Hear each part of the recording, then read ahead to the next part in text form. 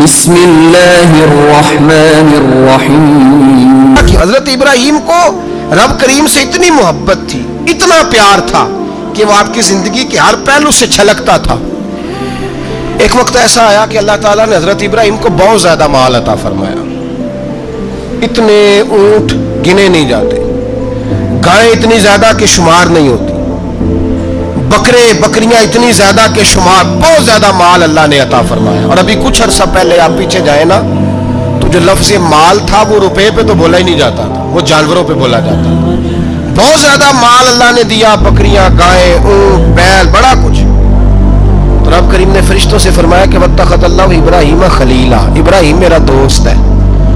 تو فرشتے کہنے لگے یا اللہ جسے اتنا کچھ دیا جائے اس نے دوست تو بننا ہی ہوتا ہے، وہ نوازا ہی بڑا ہے، اتنا مال، اتنے کھیت کھلیان، اتنا کچھ. اللہ کریم نے فرمایا جاؤ آزمائش کر لو، امتحان لے لو. فرشتہ امتحان لینے پہنچ گیا. حضرت ابراہیم کے جانور چر رہے ہیں چراگاہ میں، حضرت ابراہیم بھی ہیں، غلام بھی ہیں، بہت بڑا ریوڑ ہے. آپ تشریف فرمائیں. ایک فرشتہ آیا تو کھیت میں چھپ کے بیٹھ گیا اور بلند آواز سے کہنے لگا سبحان اللہ والحمدللہ ولا الہ الا اللہ واللہ. یہ تسبیح بڑی پسند ہے، محبوب نے ان کی فضیلت بیان کی. اب وہ حضرت سیدنا ابراہیم علیہ السلام کھڑے تھے تو وہ کھیت میں بیٹھ کے تسبیح پڑھنے لگا سبحان اللہ والحمدللہ ولا الہ الا اللہ. حضرت ابراہیم کہنے لگے یہ میرے رب کا نام کون لے رہا ہے؟ بڑی اس کی میٹھی آواز ہے، بڑی، کون ہے؟ ڈھونڈنے لگے، گھومتے گھومتے اس کے پاس چلے گئے. فرشتہ انسانی شکل میں، تو میرے رب کا ذکر کر رہا تھا؟ اس نے کہا میں ہی کر رہا تھا. فرمانے لگے یار ایک دفعہ پھر نہیں کرتا؟ تو کہنے لگا ابراہیم پہلے تو میں اپنی مرضی سے کر رہا تھا، تو کہتا ہے تو پیسے لگیں گے، پیسے ہیں تو کر دیتا ہوں. حضرت ابراہیم کہنے لگے بول تو کیا لے گا؟ میرے اللہ کا ذکر سنانے کا کیا لے گا؟ کہنے لگا جتنی بکریاں آپ چلا رہے ہیں ساری دے دے تو میں اللہ کا ذکر سنا دیتا ہوں. آپ نے فرمایا بس جا تیری ساری ہوئی میرے رب کا ذکر سنا. اور پھر شروع ہو گیا سبحان اللہ الحمدللہ ولا الہ الا اللہ واللہ اکبر. حضرت ابراہیم علیہ السلام کیف میں یار پھر ذرا سنا، نہ علمہ وچ پھسا سانو، تو یار دی گل سنا سانو، ذرا دوبارہ سنا. پھر سنایا، ایک دفعہ پھر کہا. فرشتہ کہنے لگا بس جی آپ کے پیسے پورے ہو گئے. حضرت ابراہیم کہنے لگے چل ایک دفعہ اور سنا. کہنے لگا پیسے لگیں گے. تو کیا لے گا؟ کہنے لگا گائیں بھینسیں ساری میری. فرمایا بس یار اتنی قیمت، تو سنا صحیح، سارا کچھ ہی تیرا. پھر شروع ہو گیا سبحان اللہ والحمدللہ ولا الہ الا اللہ واللہ اکبر. گائیں دے دی، بھینسیں دے دی، وہ ذکر سناتا ہے. حضرت ابراہیم کبھی مچلتے ہیں، کبھی روتے ہیں، کبھی آہیں بھرتے ہیں. تو میرے رب کا نام لے رہا ہے، ذرا پھر سے لے. کیف جاری ہے. کہنے لگا بس بھائی. حضرت ابراہیم فرمانے لگے تو اور لے لے جو لینا ہے، مجھے ذکر سنا. اس نے کہا ابراہیم بکریاں میں لے چکا، گائے بھینسیں میں لے چکا، اونٹ رہ گئے، سارے لے لوں گا پھر ذکر سناؤں گا. فرمایا جا تیرا ہوا تو ذکر سناتا رہ، میں دیتا ہوں. دے دیا. کچھ دیر ذکر کیا تو اب خاموش ہو گیا. حضرت ابراہیم خلیل اللہ علیہ السلام فرمانے لگے ذکر سنا. کہنے لگا ابراہیم اب تیرے پاس دینے کو کیا ہے؟ ہر چیز تو میں لے چکا. آپ فرمانے لگے یہ گائے بھینسیں بکریاں چرانے کے لیے تجھے کوئی نوکر ملازم بھی تو چاہیے نا. تو اس طرح کر مجھے رکھ لے، میں روٹی نہیں مانگوں گا، کھانا نہیں مانگوں گا، تو اللہ کا ذکر سناتا رہنا، میں تیرے جانوروں کی نوکری کرتا رہوں گا.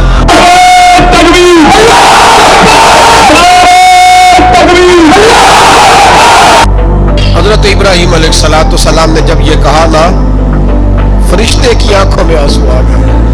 در دامنی پہ شیخ ہماری نہ جائیے، ہم دامن نہ چھوڑ دیں تو فرشتے وضو کریں. فرشتہ رو پڑا اور کہنے لگا ابراہیم مجھے سینے سے لگاؤ، آپ واقعی اس قابل ہے کہ اللہ آپ کو اپنا دوست بنائے، واقعی اس قابل ہے کہ رب آپ کو اپنا. حضرت ابراہیم علیہ السلام کا خدا سے محبت کرنے کا نرالا انداز. اور میرے بھائی یہی محبت انہیں میرے مصطفیٰ سے بھی تھی. حیرت کی بات ہے کہ قرآن مجید کے 30 پاروں میں حضرت ابراہیم علیہ السلام کا بار بار اللہ نے ذکر فرمایا ہے. ان کی باتیں، ان کی گفتگو، ان کا مناظرہ، ان کا آگ میں جانا، ان کا اپنی قوم کو سمجھانا، حضرت ابراہیم کی جو رب نے آزمائش کی اس کا ذکر کرنا، 60 سے زیادہ آیات میں ان کا ذکر ہے، اور ایک پوری سورہ ابراہیم جناب ابراہیم کے نام کی قرآن پاک میں موجود ہے۔ حضرت ابراہیم علیہ السلام کا بیٹے کے لیے دعا مانگنا، پھر بیٹے کا پیدا ہونا، پھر بیٹے کا جوان ہونا، پھر اس بیٹے کا وادی غیر ذی زارعین میں اپنی ماں سمیت حضرت ابراہیم کا چھوڑ کے آنا، پھر اس بیٹے کا جوان ہونا، پھر اس کا ذبح ہونا، ہر چیز ہی قرآن نے بیان کی۔ پھر حضرت ابراہیم کا رب نے امتحان لیا، اس کا ذکر کیا۔ حضرت ابراہیم علیہ السلام نہ یہودی تھے نہ عیسائی تھے، وہ تو مسلمان تھے، ہر مشرک سے جدا تھے۔ بار بار قرآن پاک نے انہیں حنیف کہہ کے بیان کیا، اتنی باتیں بیان کی، اتنا ذکر کیا، اتنا حسن ہوا کہ جناب ابراہیم علیہ السلام کی محبت ہر قرآن مجید کو پڑھنے سننے ایمان رکھنے والے کے دل میں بیٹھتی گئی اور پھر حد ہو گئی۔ رب کریم نے فرمایا واتخذ اللہ ابراہیم خلیلا، فرمایا اللہ نے ابراہیم علیہ السلام کو اپنا گہرا دوست بنا لیا ہے۔ خلیل کا معنی اعلیٰ حضرت نے بیان کیا گہرا دوست، گہرا۔ قربان جائے میرے رسول کریم نے، آقا دو عالم نے، نبی رحمت نے، سرور سروراں، شاہ حسینہ آقا کریم صلی اللہ علیہ وسلم نے فرمایا لوگوں میں جو تمہارے سامنے موجود ہوں تو میں بھی حضرت ابراہیم کی دعا بن کے آیا ہوں۔ اور حضور فرمانے لگے حضرت ابراہیم کے بالکل مشابہ تم نے دیکھنا ہو نا صورت اور سیرت میں، تو فرمایا میں سب سے زیادہ حضرت ابراہیم سے ملتا جلتا ہوں۔ اتنی محبت۔ اب مجھے بتائیے حضرت ابراہیم کا یہ والا تذکرہ سن کے مسلمانوں کے دلوں میں ان کا کتنا کو پیار بیٹھ جاتا ہوگا، کتنی کی محبت چمکتی ہوگی، کتنا کو رنگ نکھرتا ہوگا۔ اور دل ہے کہ قرآن مجید پڑھنے والے کا دل، قرآن کو سمجھنے سیکھنے والے کا دل مائل ہو جاتا ہے حضرت ابراہیم کی طرف۔ ان کی باتیں، ان کے تذکرے، ان کی گفتگو اور ان کی سیرت کو بار بار پڑھنے کو جی چاہتا ہے، محب ہو جانے کو دل کرتا ہے۔ اتنا اللہ نے حضرت ابراہیم سے پیار فرمایا ہے، اور متعدد مقامات پر ان کے تذکرے قرآن پاک میں موجود ہیں۔ ہمارا یہ ذہن ہونا چاہیے، ہماری یہ سوچ ہونی چاہیے کہ جن چیزوں کو قرآن پاک اس محبت کے ساتھ بیان کرتا ہے ہمارے دلوں میں وہ محبتیں پوری بیٹھ جائیں، پوری بیٹھ جائیں۔ ہمارے ہاں مزاج کچھ عرصے سے بنا ہے کہ لوگ کوئی ایسا نام بچے کا رکھنا چاہتے ہیں جو پہلے کسی کا نہ ہو، بڑے بڑے نام ڈھونڈ کے لاتے ہیں، ان کے معنی پوچھتے ہیں، بڑا گہرا جا کے وہ سفر کرتے ہیں اور کوئی خاص نام رکھنا چاہتے ہیں۔ میں اکثر کہتا ہوں کہ اولادوں کے نام یا صحابہ کے ناموں پہ رکھو یا اہل بیت اطہار کے ناموں پہ رکھو، اور زیادہ برکت لینی ہو تو انبیاء کرام کے ناموں پہ رکھو۔ تھوڑا سا پیچھے جائیں آپ، تھوڑا سا پیچھے، تو ہمارے کتنے بزرگوں کا نام ابراہیم ہوتا تھا، کتنوں کا اسماعیل ہوتا تھا، کتنوں کا اسحاق ہوتا تھا۔ یہ کتنے ذوق والے لوگ تھے کہ انہوں نے ان تذکروں سے محبت کی، ان ناموں سے پیار کیا، ان ناموں کو انہوں نے حرز جاں بنایا۔ میں آپ کو ذاتی بات بتاتا ہوں، ایک دفعہ مجھ سے کسی نے نام پوچھا تو میں نے کہا کہ بچی کا نام ہاجرہ رکھ لو۔ میں نے کہا یہ تو بزرگ عورتوں کا نام ہوتا ہے، تو میں نے کہا رکھ لو، یہ بھی بزرگ ہو ہی جائے گی ایک دن۔ بھائی بچی نہیں بزرگ ہونا ہے نا، لیکن وہ مطلب یہ تو بزرگوں کے نام ہے، یہ تو وڈیرے والا نام ہے۔ تو میں نے کہا کہ آپ دعا کریں نا کہ اللہ تعالیٰ اسے جوان بھی کرے، پھر عمر لمبی دے، وہ وقت بھی آئے کہ جس میں لوگ اسے بزرگ بھی کہیں۔ ان ناموں کو اب ہم نے کیا نام سمجھ لیا کہ یہ تو وہ بزرگوں کے نام ہے۔ ان لوگوں کی دلچسپیاں، ان لوگوں کا پیار ہماری طبیعت میں۔ حضرت ابراہیم علیہ السلام نے نا اپنی ساری حیات مبارکہ لوگوں کو دین کا صحیح سبق پڑھاتے گزاری۔ عقائد جو ہوتے ہیں نا ان کی پختگی انسان کو پختہ کرتی ہے۔ جب تک لوگ نظریاتی طور پر پختہ نہیں نہ ہوتے وہ زندگی میں کسی شعبے میں بھی مومن بن کے وقت نہیں گزار سکتے۔ لوگوں کا عقیدہ توحید و رسالت اگر پختہ ہو جائے، عقیدہ توحید و رسالت اگر مضبوط ہو جائے، تو یہ جتنے لوگ پریشان ہوتے ہیں کہ پتہ نہیں کوئی جادو آ گیا ہے، پتہ نہیں کوئی سازش ہو گئی ہے، پتہ نہیں کوئی نظر لگ گئی ہے، پتہ نہیں فلانا میرے خلاف کیا کر رہا ہے، ان ساری آزمائشوں سے بندہ باہر آ جاتا ہے، عقیدہ ہی بڑا مضبوط ہے۔ اور جب انسان ڈرنے لگ جاتا ہے سانپ سے تو پھر ایک وقت آتا ہے وہ رسیوں سے بھی ڈرتا ہے۔ حضرت ابراہیم علیہ السلام ہو یا جتنے بھی انبیاء کرام گزرے ہیں یا جتنے بھی ہمارے پاس آسمانی وحی کی تبلیغ کرنے والے نبی گزرے ہیں، ان سب نے عقیدہ توحید کی مضبوطی لوگوں کو سکھائی. کچھ عرصے سے لبرل لوگوں نے اور بعض دین بیزار لوگوں نے اس طرح کر کے دین بیان کرنا شروع کیا ہے کہ ایک پورا فتنہ دنیا کے اندر آ گیا ہے. وہ فتنہ کون سا ہے؟ عقل کو زیادہ استعمال کرنے کا فتنہ، کہ یہ چیز میری عقل نہیں مانتی لہذا میں قبول نہیں کرتا. وہ لوگ پھر آہستہ آہستہ دور نکل جاتے ہیں. دین اسلام روحانی دین ہے، تو بعض عقلی دلائل جن سے بندے کو پوری طور پر سمجھایا جا سکے، سکھایا جا سکے، حضرت ابراہیم علیہ السلام ان کا بار بار بیان فرماتے. دیکھیں، رب وہ ہوتا ہے جو حی بھی ہو قیوم بھی ہو. رب کی شان یہ ہے نہ اسے نیند آتی ہے نہ اسے اونگ آتی ہے. رب کی شان یہ ہے کہ وہ ہر وقت، ہر لمحہ، ہر گھڑی اپنے بندوں کو دیکھتا ہے. وہ ہر ایک کی ضروریات سے آگاہ ہے، کسی کو کتنا چاہیے، کب چاہیے، کیا چاہیے. مالک ہر وقت جانتا ہے. اللہ تبارک و تعالیٰ اپنے بندے کے سکھ سے، دکھ سے، آزمائش سے، امتحان سے، کامیابی سے، ہر چیز سے آگاہ ہے. تو رب ہو بھی وہی سکتا ہے کہ جو اتنی طاقتوں کا مالک ہو. حضرت ابراہیم علیہ السلام کے زمانہ مبارکہ میں نا کچھ لوگ ایسے تھے جو چاند کی پوجا کرتے تھے، کچھ سورج کی پوجا کرتے تھے، کچھ ستاروں کی پوجا کرتے تھے. اللہ کا قرآن کہتا ہے کہ فلما جن علیہ اللیل، جب حضرت ابراہیم علیہ السلام پر رات کا اندھیرا چھا گیا نا تو رآ کوکبا، انہوں نے نا تارا دیکھا. قال ھذا ربی، ستارہ دیکھ کے کہنے لگے اسے میرا رب کہتے ہو؟ کیا یہ رب ہے؟ فلما افلا، پس جب وہ ڈوب گیا، قال لا احب الآفلین، کہنے لگے میں ڈوبنے والوں کو پسند نہیں کرتا.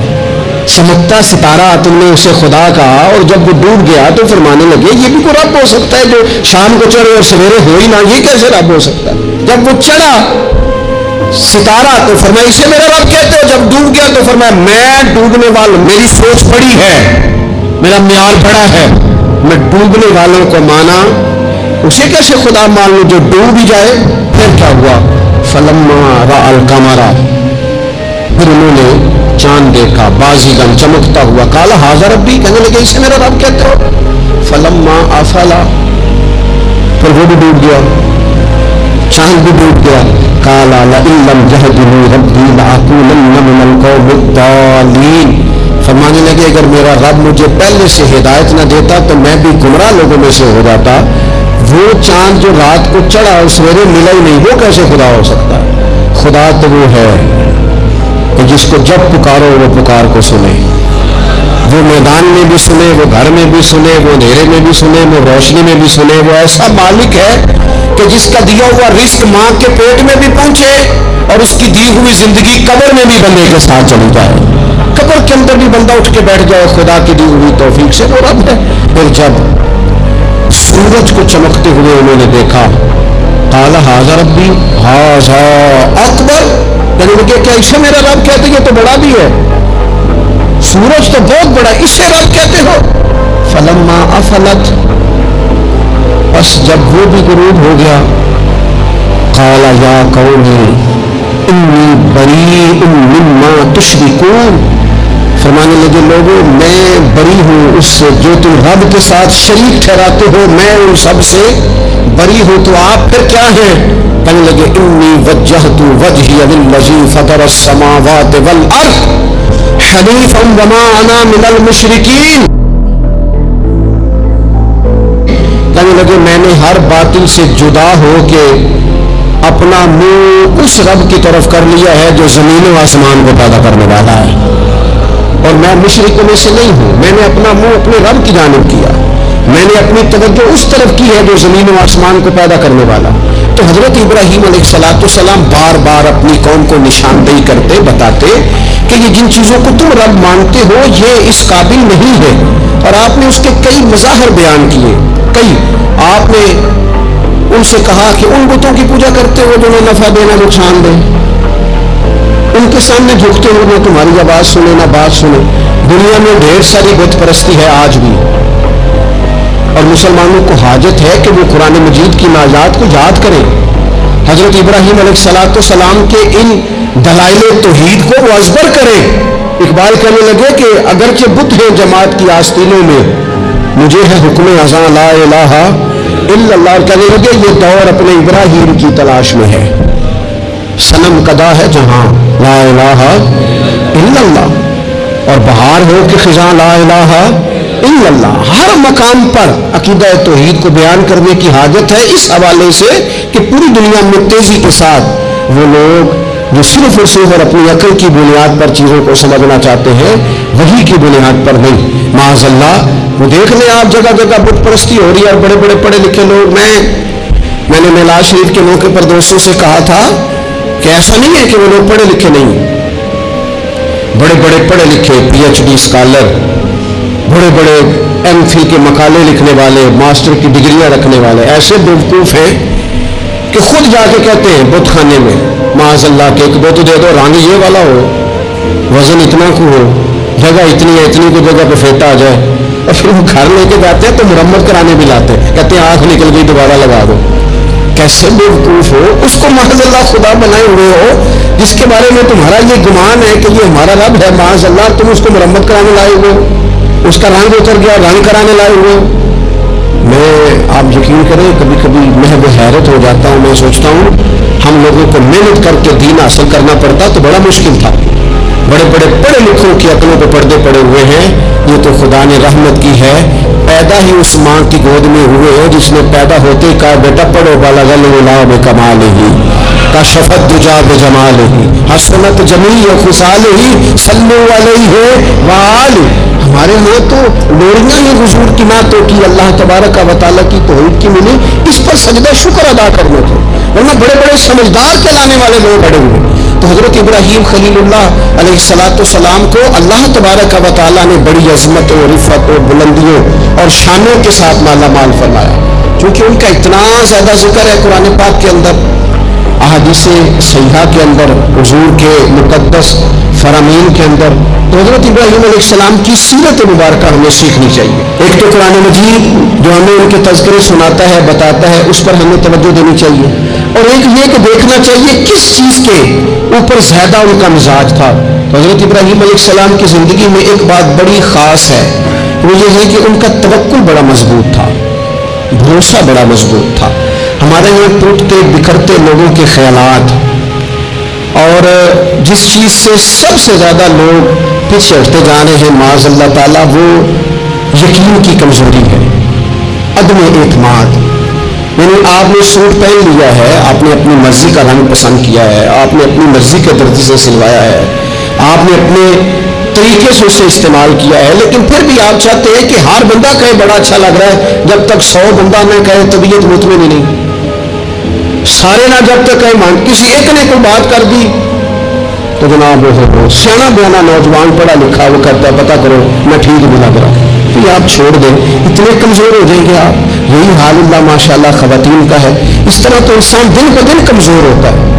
95 لوگوں نے آپ کی تعریف کی، 4-5 لوگوں نے تنقید کر دی، اتنوں کو تو کرنی بھی چاہیے تھی، اگر نہ کرتے تو نظر لگ جاتی، 2-4 تو ویسے بھی ہونے چاہیے، تبھی تو انسان جچتا نظر آتا ہے۔ تو میرے بھائی اتنا زیادہ جو لوگ کمزور پڑ جاتے ہیں، توکل سے نکل آتے ہیں، اور پھر ذرا حالات خراب ہوئے نہیں، ذرا، ساری زندگی میٹھا کھانے کو ملا، بڑے خوش تھے، بڑے اچھے تھے، لیکن اس میٹھے میں سے ایک بادام کڑوا نکل آیا، صرف ایک بادام، تو کیا آپ اس سارے میٹھے کو غلط کہہ دیں گے؟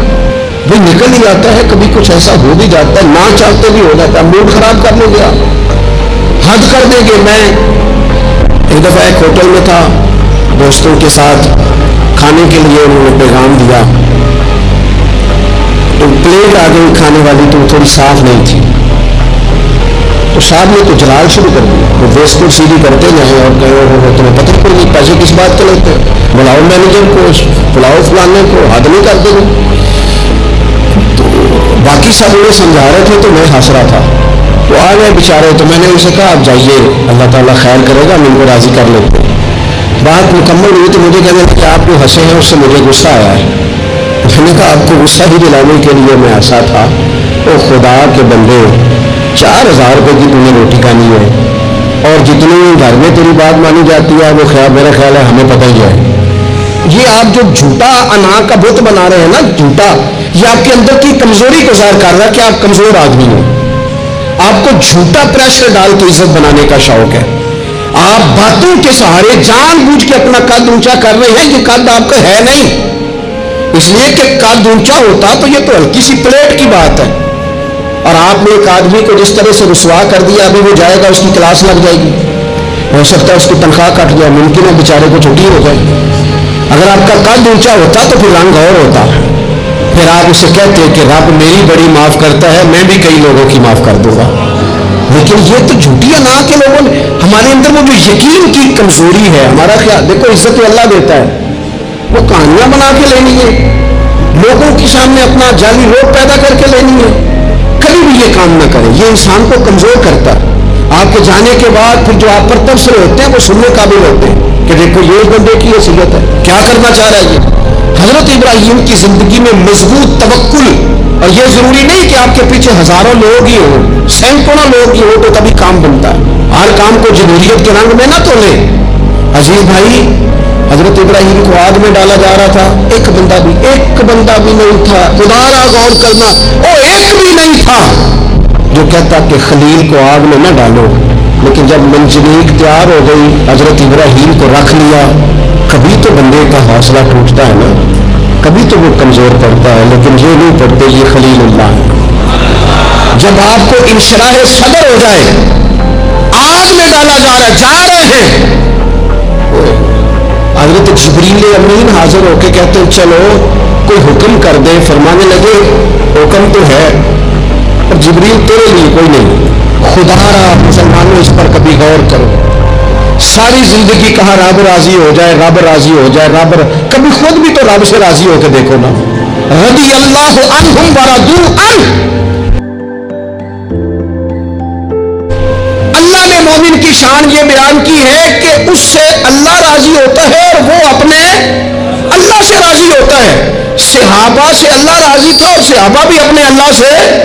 حضرت سفیان ثوری دعا مانگ رہے تھے, یا اللہ راضی ہو جائے, یا اللہ راضی ہو جائے, یا اللہ راضی ہو جائے. تو حضرت رابعہ بصریہ پردے کے پیچھے تھی, انہیں جلال آ گیا. کہنے لگی سفیان بس کر. آپ کہنے لگے رابعہ تجھے کیا ہوا, تو کیوں غصہ کر رہی ہے. کہنے لگی اپنے رکھ ہاتھ سینے پر اور بتا تو اپنے رب سے راضی ہے. تو روز کہتا ہے فلاں شے چاہیے فلاں, پہلے تو راضی ہو نا. فرمانے لگی تو ہی آج تک راضی نہیں, پہلے تو کہے مالک تو نے جس حال میں رکھا ہے میں راضی ہوں. تو راضی ہو, وہ تو کریم ہی بڑا ہے, تیرے دو آنسوؤں سے بھی راضی ہو جائے گا. تو ہی نہیں راضی ہو رہا. آپ ذرا اس کا ذائقہ لیں. حضرت جبریل امین علیہ السلام نے کہا کوئی حکم. فرمایا تیرے لیے کوئی حکم نہیں. تو حضرت جبریل عرض کرتے ہیں, حضرت جبریل عرض کرتے ہیں پھر اے خلیل آپ رب سے ہی عرض کر لیں, دعا کر لیں, وہ تو کریم ہے, ابھی بارش برسائے گا, یہ آگ گئی, کوئی انتظام کرے دعا. کبھی تو راضی رہے نا ہم رب کی تقسیم پر, کبھی تو ٹھہرے نا کہ ٹھیک ہے دکھ قبول محمد بخشا, اور راضی رہن پیارے. وہ کبھی تو کہے نا کہ یہ سونا ہی میرے دکھ میں راضی, پھر میں سکھ میں چلے ڈالا. کبھی تو کہے نا اگر اس نے بیمار کیا تو قبول ہے مجھے بیماری, اگر اس نے غریبی کی ہے تو قبول ہے, اگر نہیں اس نے اولاد دی تو قبول ہے. کبھی تو راضی ہونا. حضرت ابراہیم سے جناب جبریل نے کہا اللہ سے دعا کر لیں. تو پلٹ کے دیکھا حضرت خلیل نے, ان کو منجنیق میں رکھا گیا ہے, آگ میں ڈالے جا رہے ہیں, اللہ سے دعا کر لیں. تو پلٹ کے دیکھا سامنے آگ ہے, آسمان سے باتیں کر رہی ہے. حضرت ابراہیم پلٹ کے کہنے لگے جبریل تو بتا, رب کو پتہ نہیں اس کا خلیل کس حال میں ہے, اسے پتہ ہے کہ نہیں. تو حضرت جبریل ہر پیغمبر کی بارگاہ میں حاضر ہونے والے عرض کرنے لگے ہو اسے تو پتہ ہے. کہنے لگے جا پھر, اگر رب کی رضا یہ ہے نا کہ خلیل آگ میں جائے تو خلیل پورا تیار ہے جانے کے لیے. ہماری تیاری ہے, پوری تیاری. جس حال میں وہ چاہتا ہے ہم اس حال میں رہنے کو تیار ہیں. اور دکھ قبول نے محمد بخشا. بس دعا کرو راضی رہن پیارے. اگر وہ اس حال میں راضی رکھنا چاہتا ہے تو شکوہ کس بات, شکایت کس بات. ٹھیک ہے, اگر وہ چاہتا ہے کہ ہم آگ میں گئے تو کر لیا نا ہم نے تیاری ہے ہماری, تیار ہے جانے کو, ختم ہو گئی بات. میرے عزیز کبھی رب چاہی زندگی جی کے دیکھو. جو رب چاہی زندگی جیتے ہیں وہ رب کہتا ہے میں انہیں دوست بنایا کرتا ہوں. پھر انہیں میں دوست بناتا ہوں، پھر ان کے تذکرے قائم رہتے ہیں۔ حضرت ابراہیم علیہ السلام نے ہمیں توکل کا، اللہ کی رضا پہ راضی رہنے کا سبق دیا۔ زیادہ باتیں کرنے کا وقت نہیں بچتا، ارادہ ہوتا ہے کوئی زیادہ آپ سے گفتگو کی جا سکے، پر دامن وقت میں گنجائش تھوڑی ہوتی ہے، 2-4 باتیں رہ گئی ہیں، جلدی سے عرض کرتا ہوں۔ نبی پاک صلی اللہ تعالیٰ علیہ وسلم نے فرمایا، اور امام ابو نعیم نے اس کو لکھا ہے کہ اللہ تعالیٰ نے حضرت ابراہیم کو وحی فرمائی تھی کہ میرے خلیل، آپ نے حسن اخلاق کا مظاہرہ کرنا ہے چاہے آپ کے سامنے کوئی بھی ہو، اور فرمایا رب کریم نے کہ اگر لوگ حسن اخلاق کا مظاہرہ کریں گے تو اے خلیل میں انہیں ابرار کے زمرے میں، نیکوں کے زمرے میں داخل کر لوں گا، اور فرمایا بے شک حسن اخلاق والوں کے بارے میں میں نے یہ حکم جاری کر دیا ہے کہ جو لوگ دنیا میں اچھے اخلاق کا مظاہرہ کریں گے، اے میرے خلیل قیامت کے دن میں انہیں اپنے عرش کا سایہ عطا کروں گا۔ حضور فرماتے ہیں رب نے حکم دیا حضرت ابراہیم کا کہ سامنے کوئی بھی ہو، آپ کا اخلاقی رویہ کبھی بھی کمزور نہیں ہونا چاہیے۔ ہم نہ بندہ دیکھ کے اخلاق کا مظاہرہ کرتے ہیں۔ میں کسی آفیسر کے پاس چلا جاتا ہوں، ایک دیندار آدمی سمجھ کے اس نے میری عزت کی، اچھی بات ہے، کسی کو ضعیف سمجھ کے اس نے عزت کر لی، اچھی بات ہے، اس کے گھر کا تو بڑا آ گیا، اس نے عزت کی، اچھی بات ہے، لیکن 2-4 جاننے والوں کے ساتھ تو اس نے اخلاق کا مظاہرہ کیا۔ لیکن اگر ایک غریب آدمی آ گیا اس کے سامنے اور اس نے کہا کہ آپ اس وقت ہی آ گئے، چھٹی کا ٹائم ہو گیا ہے، کھڑا کیے رکھا، بات ہی نہیں سنی، تب یہ بندہ با اخلاق نہیں، یہ تعلق نبھا رہا ہے، اخلاق کا مظاہرہ نہیں کر۔ وہ مجھے کیوں با اخلاق لگا، آپ میں سے کچھ لوگوں کو کیوں لگا کہ ہمارا تعلق تھا۔ جو اخلاق والے لوگ ہوتے ہیں نا، ان کا مزاج اخلاق والا ہوتا ہے، وہ جو کوئی جاننے والا ہو یا نہ جاننے والا ہو، امیر ہو یا غریب ہو، اپنا ہو یا بیگانہ ہو، وہ چونکہ بندے با اخلاق ہوتے ہیں تو ان کا رویہ سب کے ساتھ ہی، حتیٰ کہ دروازے پہ جو خیرات لینے آئے اس کے ساتھ بھی ان کا رویہ اخلاق والا ہی ہوتا ہے۔ حضور فرماتے رب نے حضرت ابراہیم سے کہا کہ سامنے کوئی بھی ہو، اے میرے خلیل، آپ نے ہمیشہ مظاہرہ اخلاق کا ہی کرنا ہے۔ حضرت ابراہیم علیہ السلام کی زندگی میں ایک بات اور بہت زیادہ تھی، وہ تھا مقام تسلیم و رضا، ہر وقت بات ماننا، اپنے رب کی رضا کی ہر بات۔ ایک لفظ آپ بڑے ذوق سے پڑھا کرتے تھے، حسبنا اللہ و نعم الوکیل، کہتے تھے میرا رب ہی میرے لیے کافی ہے اور وہ بڑا ہی کارساز ہے، میں نے اپنے مالک کی ہر بات کو ماننا ہے۔ اللہ نے جو والا حکم حضرت خلیل کو دیا نا، اسے سونا کر کے، صحیح کر کے۔ ہمارے ایک استاد تھے، وہ کہا کرتے تھے اپنے شاگردوں کو، کہتے تھے پتر لونڈے لنگڑے کام نہ کریا کرو۔ استاد جی کیا مطلب؟ وہ کہتے تھے کام تنگ ہو کے بھی ہو جاتا ہے اور خوش ہو کے بھی ہو ہی جاتا ہے، چہرے پہ شکل ڈال کے بھی ہو جاتا ہے، راضی ہو کے بھی۔ استاد کو ستا کے بھی سبق سنائی دینا ہے اور خوش ہو کے بھی، تیاری کر کے بھی۔ والد کی بات ماننی ہے، اماں نے کام پہ بھیجا، مان تو لینا ہی ہے، لیکن پہلے کہنا ہے آپ بڑے کو کہتے نہیں، ساری ذمہ داریاں میری ہیں، ہر بوجھ میرے اوپر ہے، ڈیوٹیاں ساری میں نے ہی کرنی ہیں، فلانا ایسے ہے، فلانا ایسے ہے۔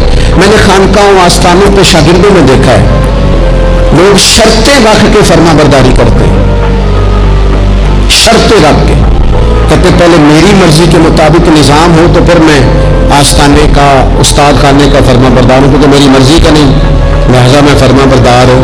یہ لولا لنگڑا نظام ہے۔ جو نظام ہوتا ہے تسلیم و رضا کا، اس میں بندہ بس کام جو کرتا ہے تو ہنس ہنس کے کر لیتا ہے، پھر بڑا تھکاوٹ والا کام بھی ہو، بندہ ہنس ہنس کے کرے تو اسے وہ کام بوجھ محسوس نہیں ہوتا، اس کو صحیح کر کے کرے۔